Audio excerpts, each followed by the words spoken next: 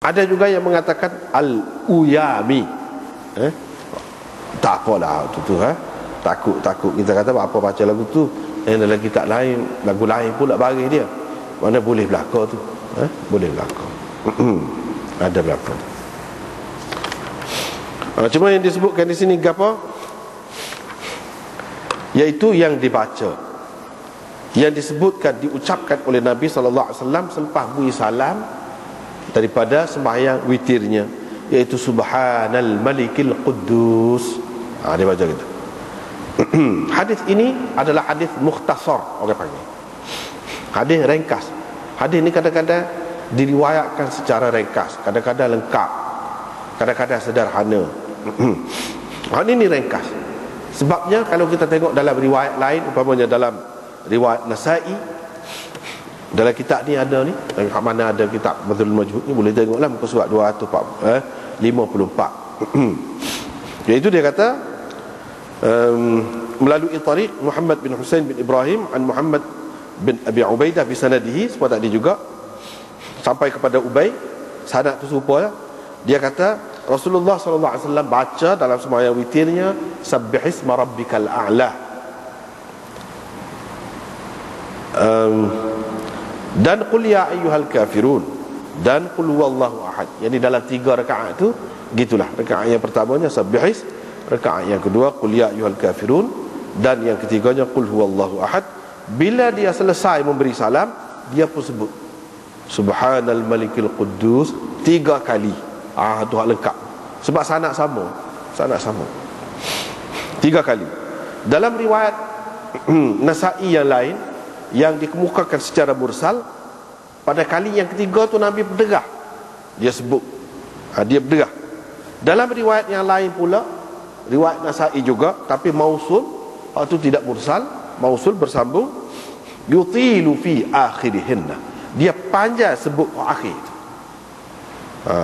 Macam saat ni kan, Subhanal Malikil Quddus, Subhanal Malikil Quddus. Yang ketiga tu dia berderah dan dia panjang, Subhanal Malikil Quddus. Begitu. Itu makna panjang tu.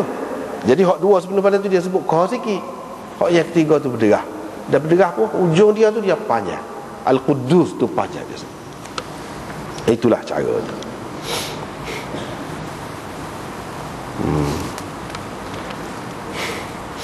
Lepas tu riwayat satu lagi daripada Abi Sa'id Al-Khudri, katanya Rasulullah SAW bersabda, sesiapa yang nama tidur sehingga tertinggal sembahyangnya, ataupun tertidur sehingga tertinggal sembahyang witirnya. Sebab sebab apa kita terjemah gitu? Sebab an itu maknanya an litark. An litark, dia ada makna meninggalkan.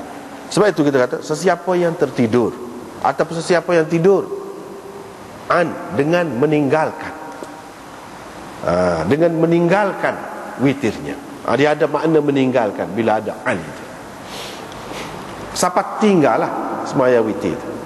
Ataupun sesiapa yang terlupa, dia tak teringat nak sembahyang, maka hendaklah dia bersembahyang witir. Witirnya itu bila dia teringat, ataupun bila dia sedar. Kalau kes tidur tadi, bila dia sedar tu, sedar pun kalau tak ingat tak kira. Mana sebab tu dia sebut ingat saja bila teringat. Hak terlupa tu memanglah teringat. Hak tidur tu pun boleh jadi juga. Lepas tu bangun tak ingat. Yang pentingnya ingat. Ingat. Bila dia sedar dan dia ingat, dia sembahyang. Inilah hadis yang menjadi pegangan Imam Abu Hanifah dan orang-orang yang sependapat dengan dia, yang mengatakan witir itu adalah wajib. Sebab suruh sembahyang ni bila teringat, hak mana tinggal ni, sama ada hak fardu atau wajib saja hak suruh-suruh ni. Dia faham gitu. Kalau tidak wajib, tidak siapa suruh gini mau. Hak sembahyang, hak fardu ada juga lafaz lagu ni lah juga. Lafaz lagu ni lah juga. Sesiapa yang tertinggal semaya dia ataupun terlupa, maka hendaklah dia mengerjakannya bila dia teringat. Hak semaya fardu. Ada sebut lagu tu. Hak ni tidak fardu. Kalau kita kata tidak fardu, maknanya sekurang-kurangnya wajib. Sebab tu dia suruh buat ni. Jadi buat ni sebagai qada lah. Sebagai qada. Suruh qada ni mana benda ni kena sekurang-kurangnya setara tu, kata dia. Kalau benda ni tidak berat, apa ya suruh qada? Nak kau serupa ayat dia dengan hak dia royak tentang semaya fardu tu, menunjukkan sekurang-kurangnya ia adalah wajib. Dia tidak kata fardu. Kalau fardu tu jadi 6 waktu pula, 5 waktu juga semaya tu. Cuma hak ni wajib. Kalau tak buat dosa. Kalau tak buat dosa. Mengikut mereka. Dia pegang dengan hadis ni lah. Tetapi jumhur ulama mengatakan tidak semesti hak disuruh qada tu hak wajib dan hak fardu. Hak sunat pun ada juga. Hak sunat pun ada juga. Hak lain-lain semaya lain. Kalau kita qada pada masa lain boleh. Tak ada semaya sunat rawatib pada waktu dia, semaya pada waktu lain. Padahal jelas lah semaya rawatib itu bukannya wajib. Tapi semua kata molek kalau buat pada waktu yang lain.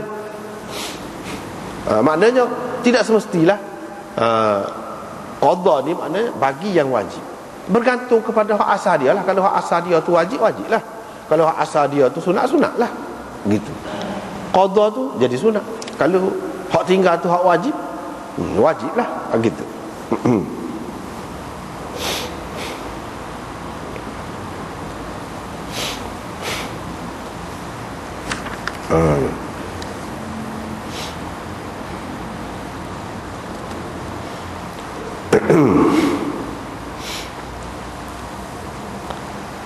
Lepas tu banyaklah hadis-hadis yang suruh qada witir ni.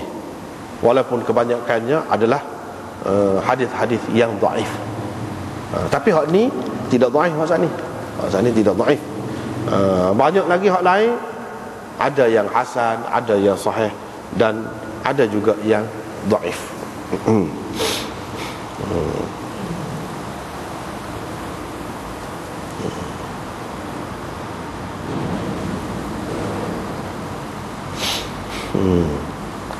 Antara kita tak payah ayat lah hak dhaif. Antara hak sahih, hak lain. Umpamanya hadis yang diriwayatkan oleh Baihaqi dan Hakim. Dia kata Rasulullah sallallahu alaihi wasallam bersabda, bila seseorang daripada kamu itu berpagi dalam keadaan dia belum berwitir, maka hendaklah dia mengerjakan witirnya. Maknanya pagi itu masuk subuh dah lah, hendaklah dia berwitir. Hakim mengatakan hadis ini sahih, mengikut Syaikhain, syarat Syaikhain.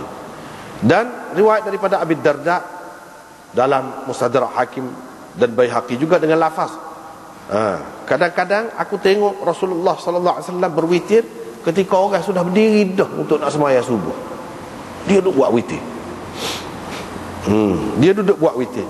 Wa qad qama an-nas li salati as-subhi wa sahhahahu al-Hakim. Juga.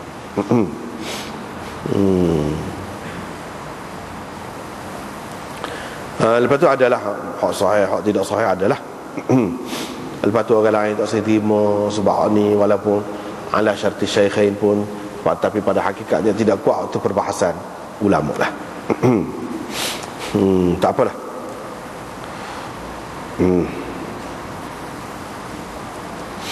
Hadis-hadis yang banyak ni, termasuklah hadis yang kita baca ni, menunjukkan masyru'iyah qada witir.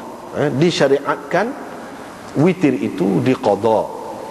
Cuma ada beza lah, ada khilaf lah. Qada tu sebagai wajib, kau sebagai sunat.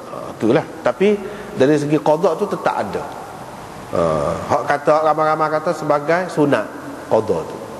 Tapi ada juga qada tu. Maknanya disyariatkan lah qada sembahyang witir kepada hak tertinggal.